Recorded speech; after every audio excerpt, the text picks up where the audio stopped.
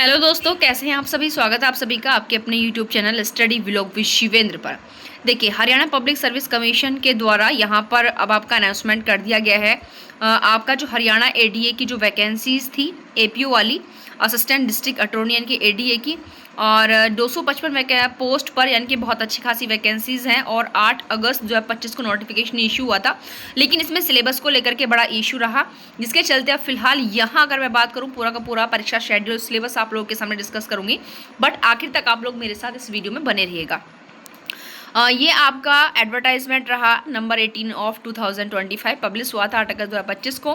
Post थी 255, जो बहुत अच्छी वैकेंसी आप लोग भी जानते हैं, क्योंकि भाई यूपी जितने बड़े स्टेट के अंदर 182 वैकेंसीज एपीओ की काफ़ी संख्या में लग रही हैं, क्योंकि कभी बहुत कम आती हैं, इसलिए तो यहाँ तो ये आपका हरियाणा है।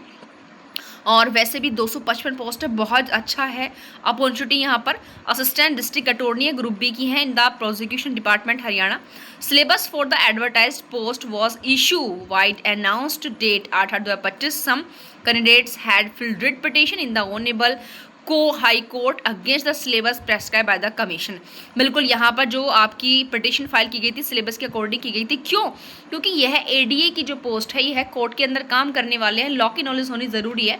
लेकिन यहाँ पर कमीशन ने क्या किया, लॉ को बिल्कुल ख़त्म कर दिया और पूरा का पूरा पैटर्न जीएस का बहुत टफ यहाँ पर बच्चों के लिए रख दिया।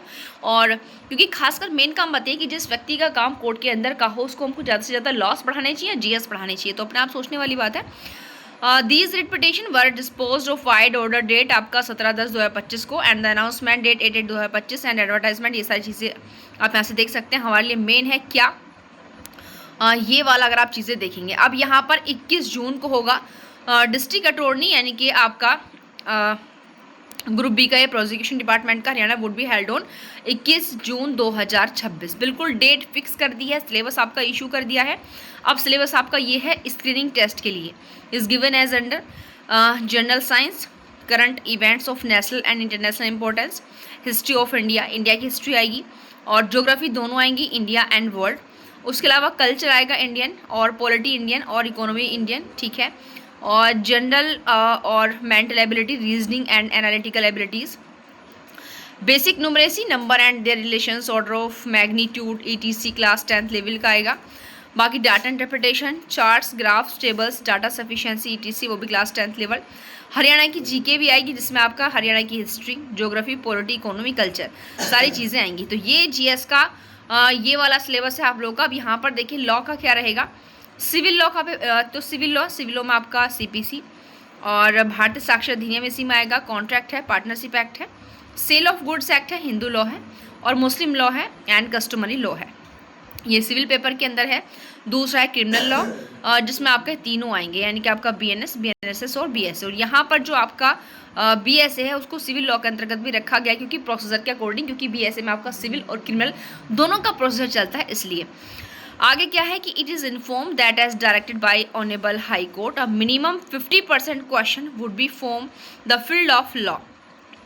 यानी कि अब यहाँ पर 50-50% का रेशियो रख दिया है। 50% के कम से कम 50% जो प्रश्न है वो लॉ के होने चाहिए, from the topic mention at point and आपका point 1 and J above, and जो ऊपर आपके वाले पॉइंट दिए हुए हैं ए से जे तक, इस बारे में यहाँ पर बात कर रहे हैं। And remaining question will be from the topics mention A to H above, ठीक है।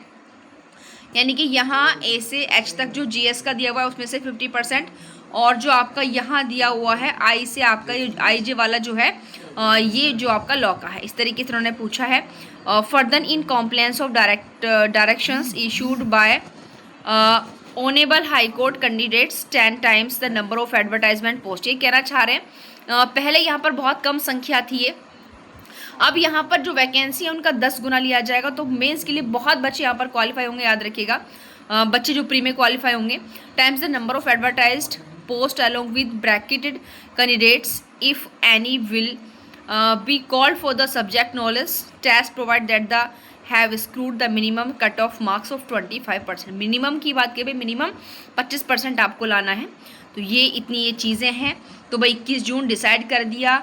सब्जेक्ट आप लोग देख सकते हैं। लॉ का मैं नहीं कह सकती कि लॉ का सब्जेक्ट ऐसे है कि आप लोग को बहुत ज़्यादा ज़रूरत है, बस एक रिवीजन की आवश्यकता है, बाकी सारे लॉ आपके अच्छे से तैयार है, बस एक ज़रूरत है। जनरल साइंस भी आप लोग पढ़ते हैं, करंट भी पढ़ते हैं, हिस्ट्री ऑफ इंडिया। अगर आपको इसमें सबसे ज़्यादा फोकस की अगर मैं बात करूँ तो FGH, ये 3 पॉइंट हैं जिन पर आप लोग को ज़्यादा फोकस करना पड़ेगा। और देखिए अगर हमको सिलेक्शन लेना है तो हर चीज़ में बैलेंस बनाकर चलना पड़ता है, तो फिर लग जाइए आप लोग अपनी तैयारी में। बहुत ज़्यादा वक्त आप लोगों के पास नहीं है। मिलते हैं नेक्स्ट वीडियो में। Thank you.